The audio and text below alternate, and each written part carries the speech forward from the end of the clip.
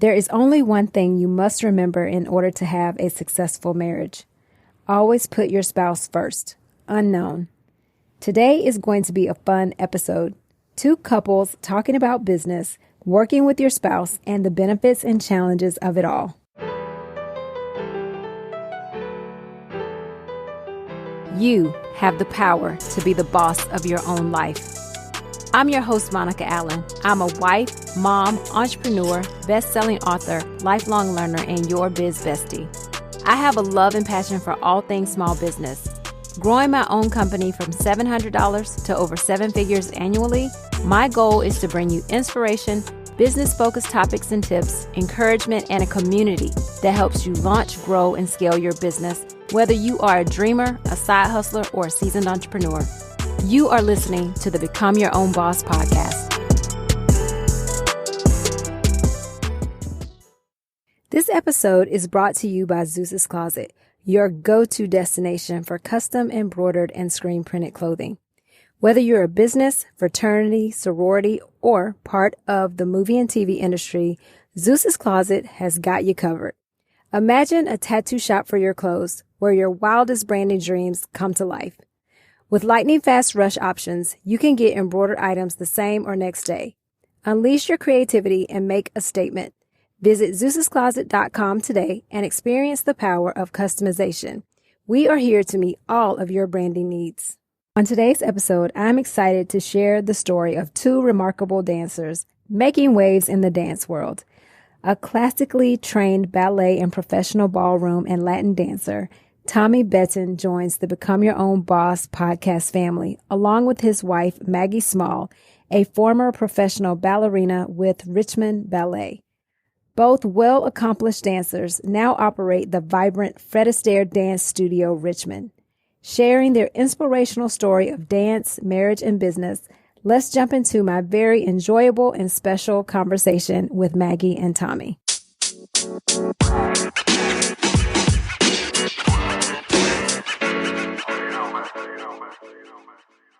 Thanks, Maggie and Tommy, for joining me on the podcast today. Thanks so much for having us. Happy to be here. We are happy to have you here too. So today is going to be a very special episode because I am going to let Ethan, who's here with me today, take the lead on this conversation. He and Maggie had the opportunity to meet and chat at a recent event where he was a speaker in Richmond, Virginia. So I'm going to let Ethan kick us off with some questions as we talk to Tommy and Maggie. Yay. So glad to have Maggie and Tommy here. Yeah, I spoke at EO Richmond, and after the event had a conversation with Maggie. And what I know is that Maggie and Tommy are in business together. They're going to tell us all about their journey so far. As you guys know, if you've been listening to the podcast, Monica and I have been in business together for over 20 years. We've been married 20 years. We have this shared journey of working together with our spouse, our like couples in business working together have unique experiences, unique challenges, and unique joys. So we're going to share with you guys today and just have a conversation so we can share tips with our listeners about how to work with their couples in business and be successful on the personal front and in the business front. So to kick us off, Maggie and Tommy, just tell us a little bit about your business and how you ended up working together.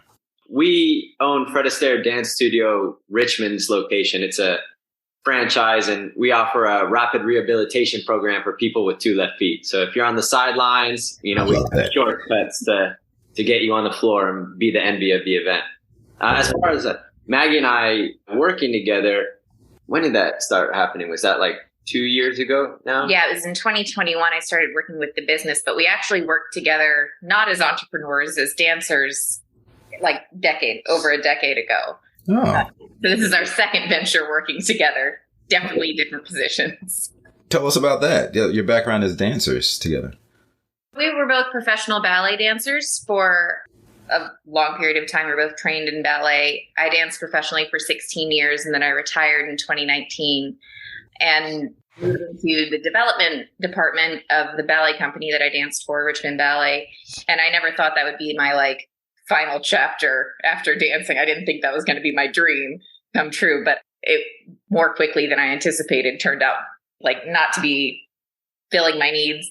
So Tommy was already running the business. He had opened it in 2018. And we kind of said, like, well, what if we work together? Like, we could try it and just see what happens. And so we did.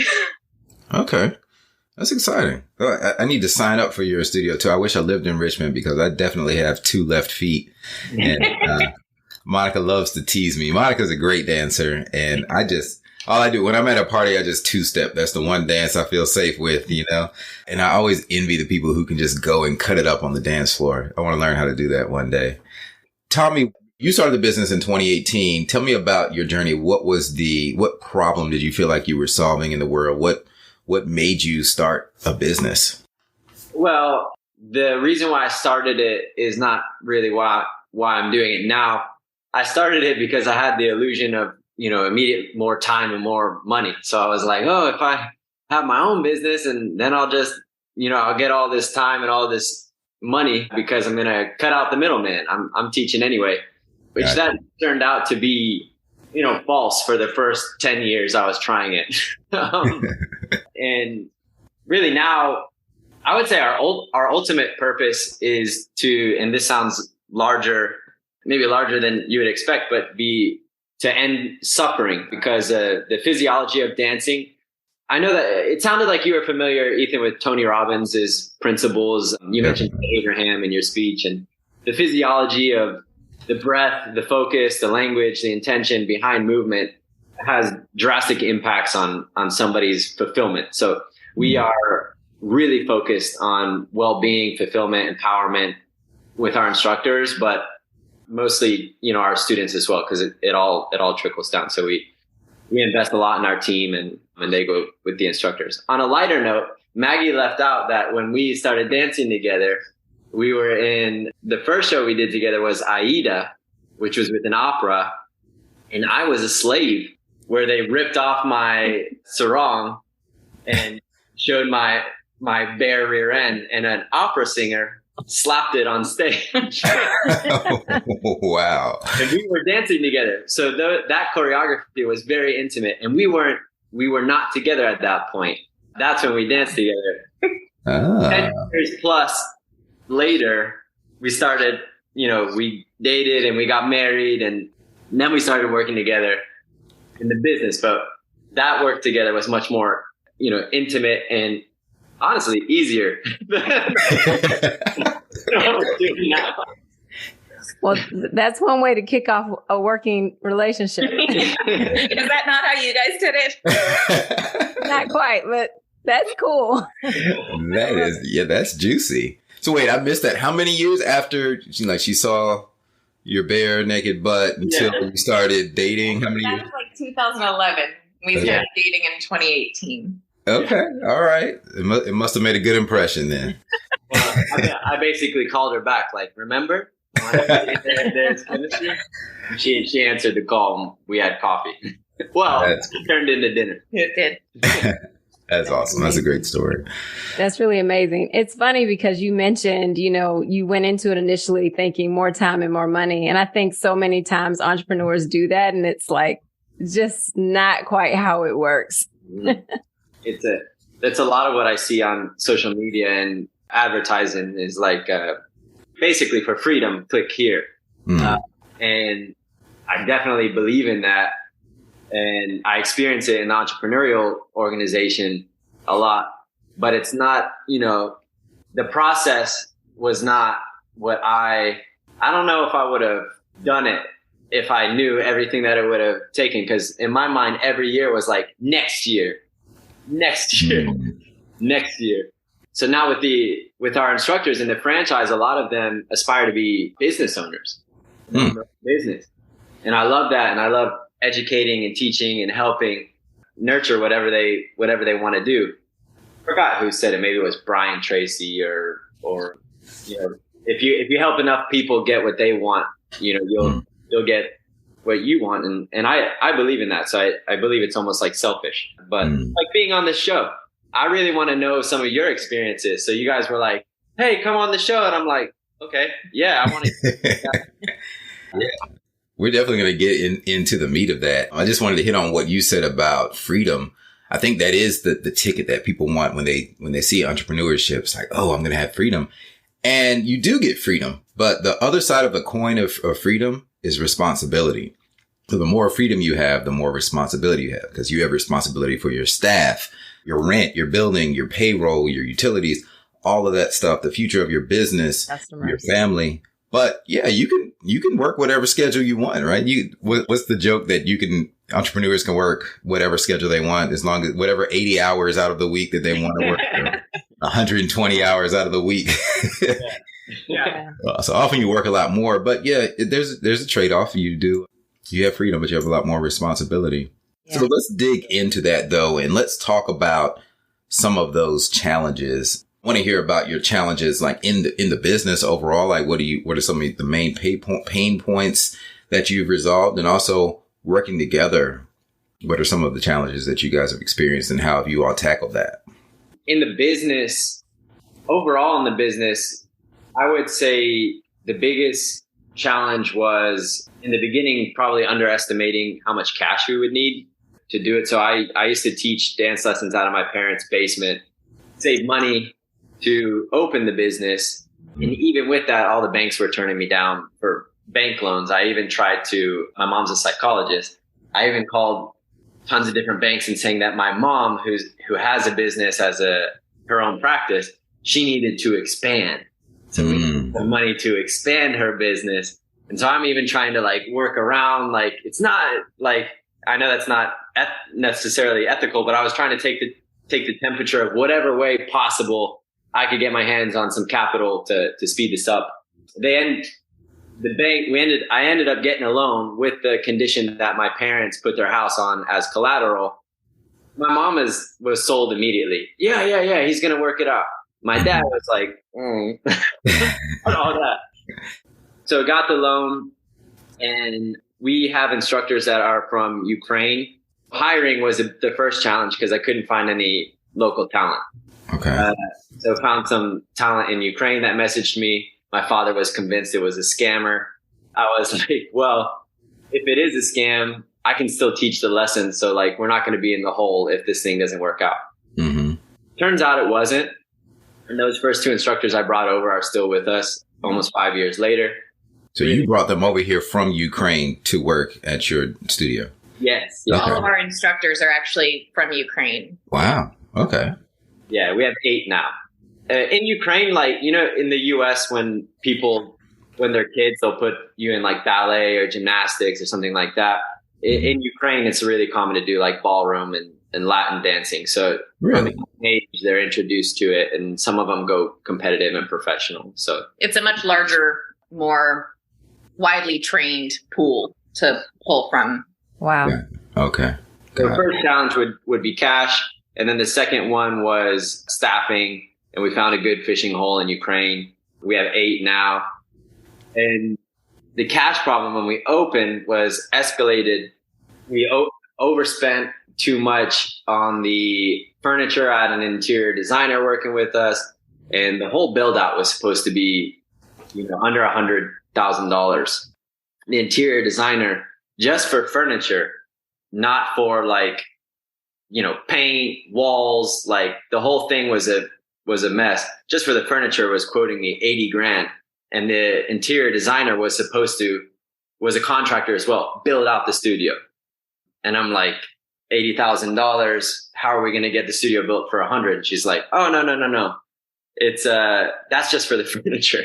And I'm like, oh my God. We went through like 3 contractors to build it out. She backed out. So she was like, you know what? I can't even do this. I had an SBA loan. So it had to go through the government. And so I found contractors that said they met the standards, and then they didn't. We were behind, and I had about 6 weeks left of capital to make it work before I had to send the instructors home, basically, because I couldn't pay for them. Meanwhile, I'm still living at my parents' house, rent free, trading dance lessons for rent and for food. Wow. Yeah. Wow. I worked it out. I made 500 calls a week. I'm not a master on the phone, but I figured it out. I just did it dirty and ugly. I want people to come and try it from expos. And we made it to 6 weeks. We got to break even. Meanwhile, the instructor still didn't really speak English. So I was firing on all ends. And the business grew, and it was Christmas break. And I'm like, spent a week with Maggie. It was magnificent.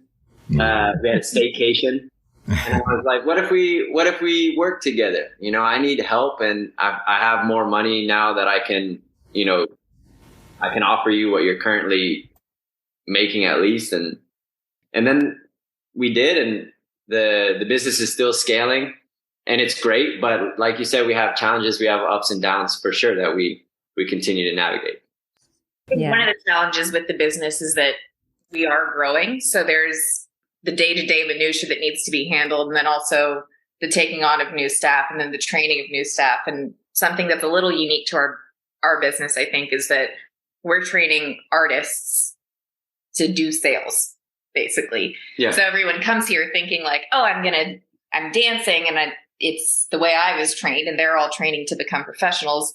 And here, that's not what we're doing. We're training to enhance your life through dancing. Like, if you have a lot of stress in your life, if you want to reconnect with your partner, if you want to lose weight, if you want to challenge your mind a little bit with your body, like that's really what we're doing. So there's also this transition time for us when we're hiring. Not only is it finding people across the globe, getting them here, it's also training them in our specific syllabus and in something that really they've never done before.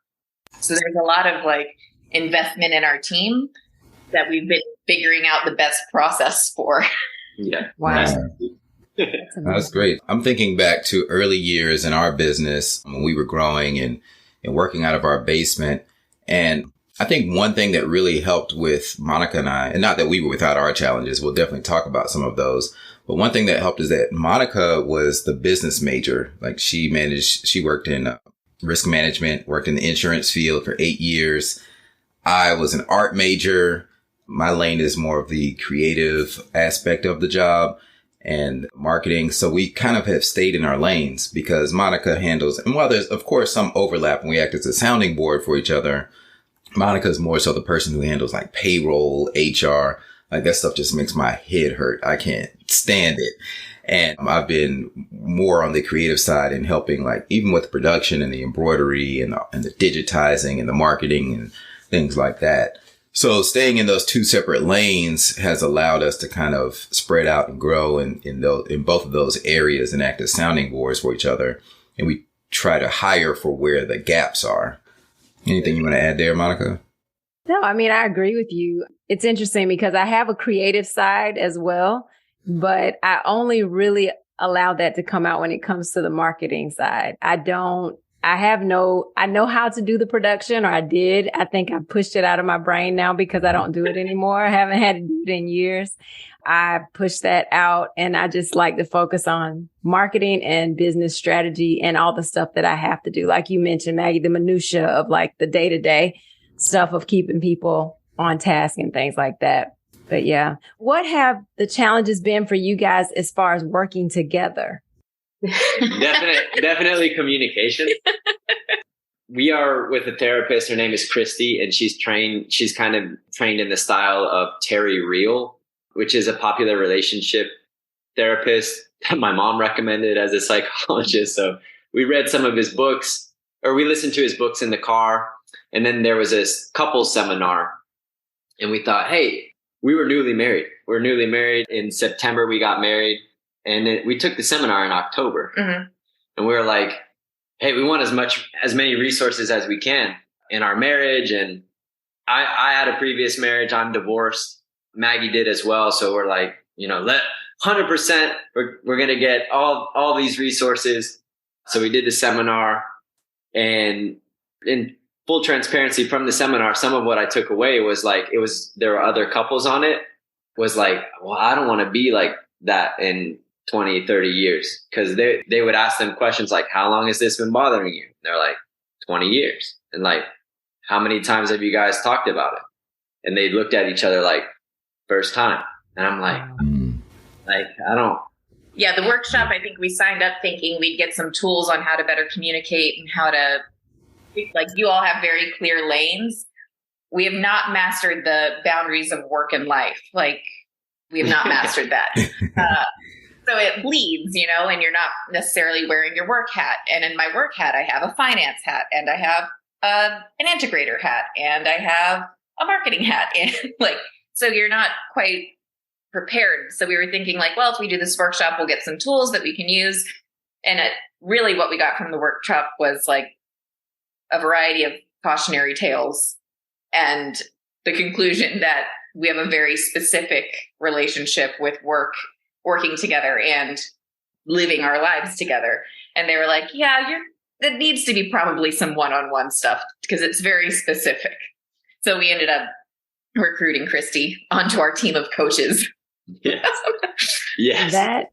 That's amazing. Ethan, you and I never thought about doing that early on. We should have thought about that. Well, you all hit on a lot of points that I wanted to talk about because, well, first of all, it's great that you all have taken like preemptive therapy instead of waiting until it's too late.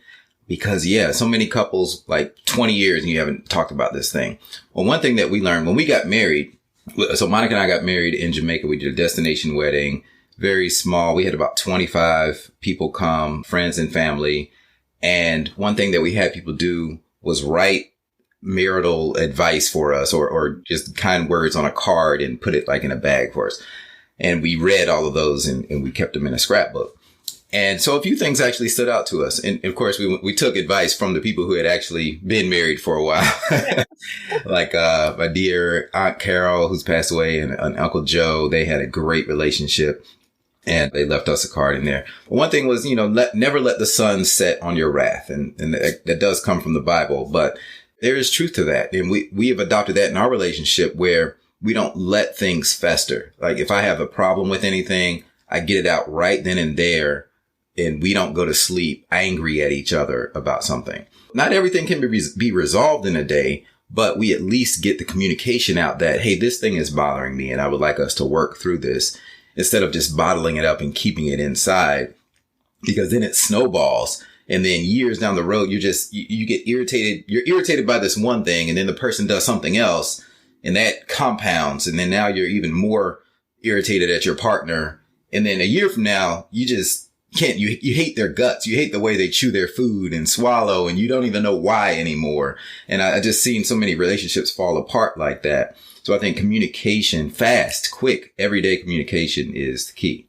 What do you think, Monica? Well, I agree that communication is key. I always say it's the 3 C's for us. And I know all of them may not apply to everybody, but communication, compromise, and Christ, we are believers. And so those are the 3 things that we really were foundational on our relationship when we got married. I will say I learned over the years, though, when it comes to communication is, yes, I do my best to not go to bed angry. However, there are times when we're talking about something that I do have to remove myself. I have to say, I'll circle back to this one because depending on the they may have had something at work that doesn't lend to them being as open or whatever the case may be. Sometimes I don't address something until later because it's just a better time and I'm calmer, he's calmer, and it just makes for better communication if I choose my time better, if that makes sense. That totally makes sense. My rhythm of speech and communication, especially when it comes to conflict, is faster than Maggie's. And I'm like, we could do this, or we could do this, or what about this, or what about this? And Maggie likes to have time to process, and that can be overwhelming to her, or even scary if it's like so much at once. We have timeouts, and I'm okay with a timeout as long as it has a deadline. So not like, I'll talk to you later about this, and then later never comes. Like, I need a timeout. Let's circle back. It can be tomorrow. Let's circle back in the morning. I'm exhausted. Or let's come back to this in an hour or 2. Or so timeout's good for me as long as there's a timeline. But without a timeline, it's like torture for me. Yeah, that's a great point. And sometimes, I get it. You do need that time to marinate on it and kind of think about and process things. And communication doesn't always have to be a conversation. Like sometimes Monica has been upset with me, because when it's a conversation and then the other person interjects and then it might turn into an argument because now you're mad about what they just said and you kind of lose your train of thought.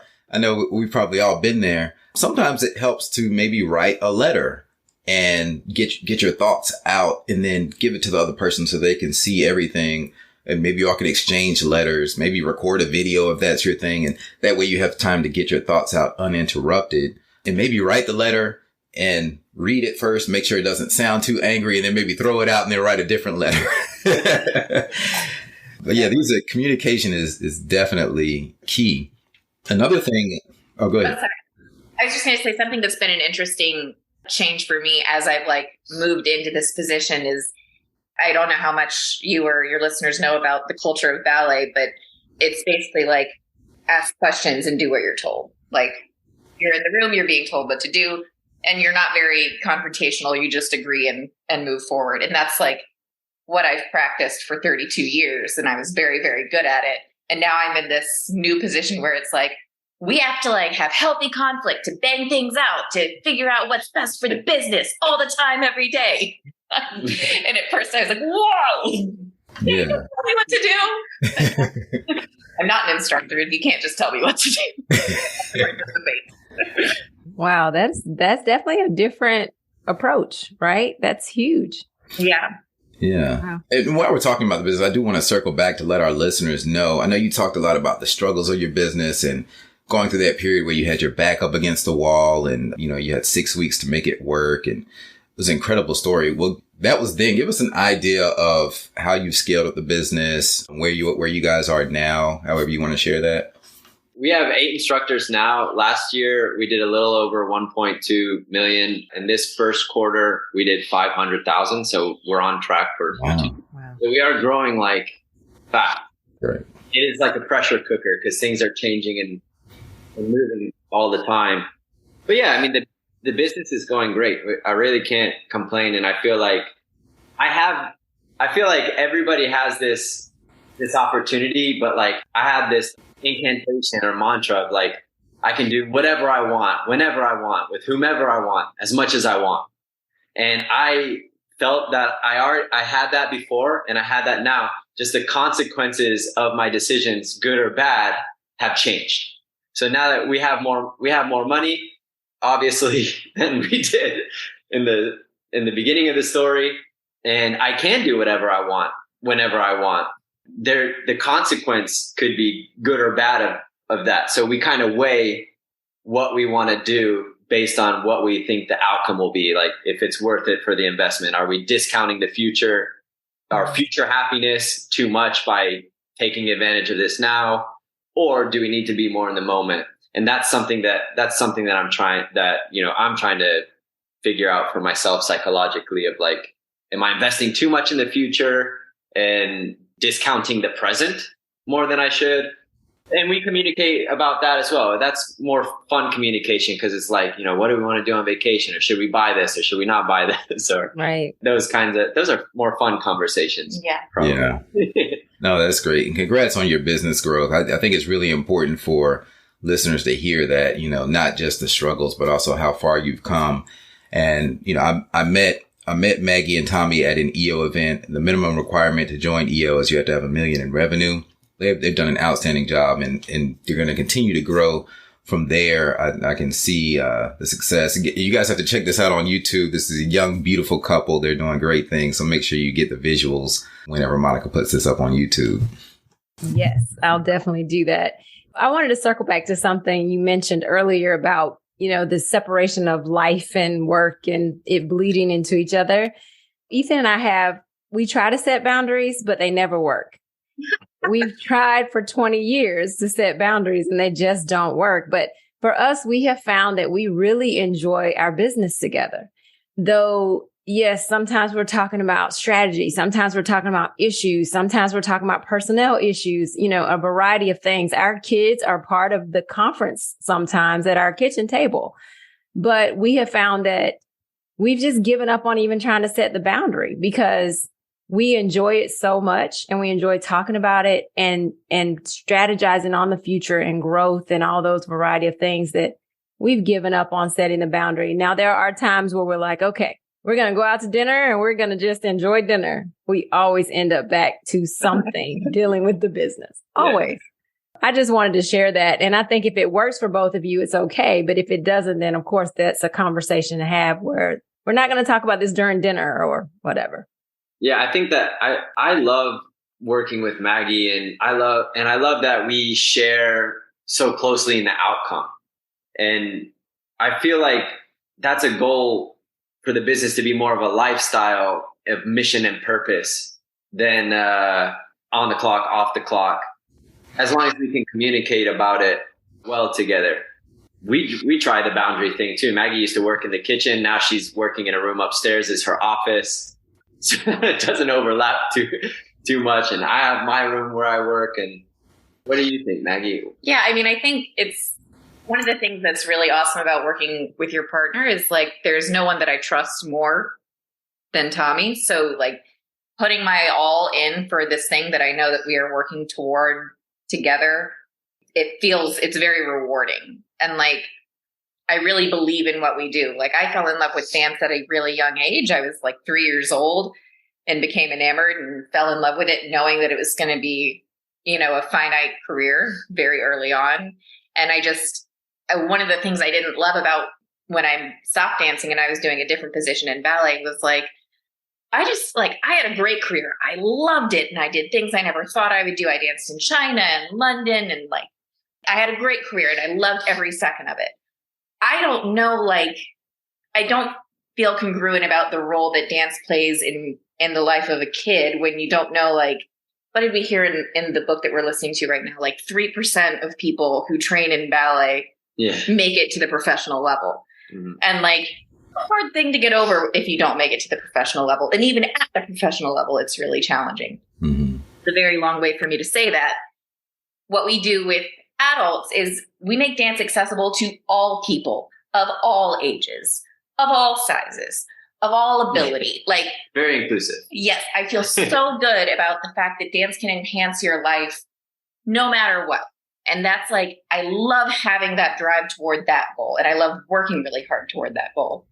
I think with setting boundaries, I moved upstairs because sometimes we're in the kitchen and we're talking about something regular in life. And then all of a sudden it changes to hey, remember that huge problem we're having? I had an idea about that. And I'm like, oh, what about whiplash? Can we okay, just give me a second. I got to get on okay, now I'm ready.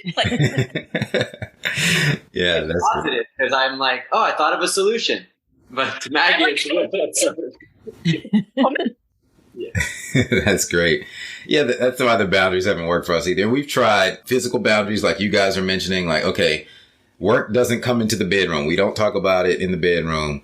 We've tried time boundaries. Okay, we're not going to talk about work after 9 p.m.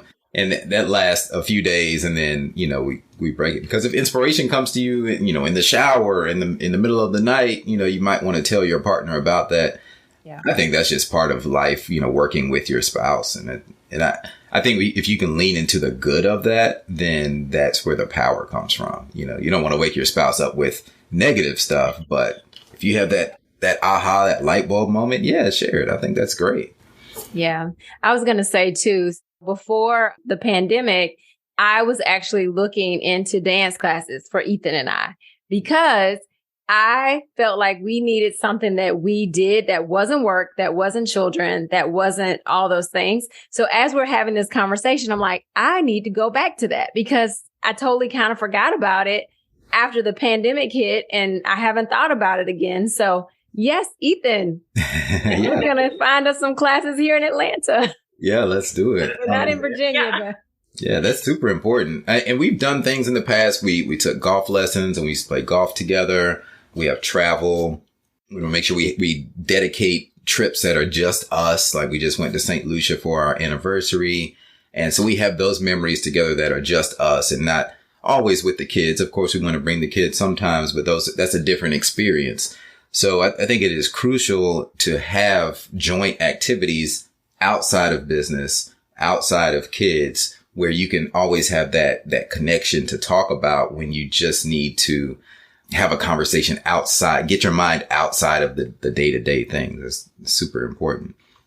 We work out together every morning, mostly every morning, with a trainer and take walks and have time. We usually talk about the business during those times at some point or another. That's great. Yeah, always comes up.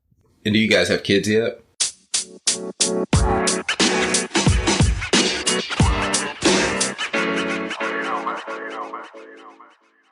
We're going to leave it there for this episode. Be sure to come back next week to hear Tommy and Maggie's answer to Ethan's question.